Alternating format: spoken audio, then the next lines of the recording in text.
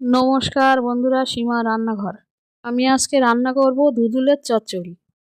আলু নিলাম, ওলকপি নিলাম, সিম নিলাম, বরবটি নিলাম, ধুদুল নিলাম। সবজিগুলো কেটে ধুয়ে নিলাম। চিংড়ে মাছ কেটে ধুয়ে নিলাম। কড়া বসালাম, সর্ষের তেল দিলাম, কেটে রাখা চিংড়ে মাছগুলো দিয়ে দিলাম। লবণ দিলাম, হলুদ দিলাম, চিংড়ে মাছগুলো ভেজে নিলাম। কাঁচা লঙ্কা দিলাম, পেঁয়াজ দিলাম, পাঁচফোড়ন দিলাম, কেটে রাখা সবজিগুলো দিয়ে দিলাম। নাড়াচাড়া করে নিলাম।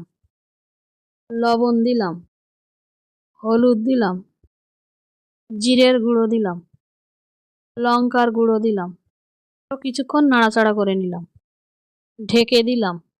কিছুক্ষণ পরে ঢাকনাটা তুলে নিলাম। সর্ষে বাটা দিলাম, চিনি দিলাম। কিছুক্ষণ নাড়াচাড়া করে নিলাম। আর একবার ঢেকে দিলাম। কিছুক্ষণ পরে ঢাকনাটা তুলে নিলাম। নাড়াচাড়া করে নিলাম। নামিয়ে নিলাম।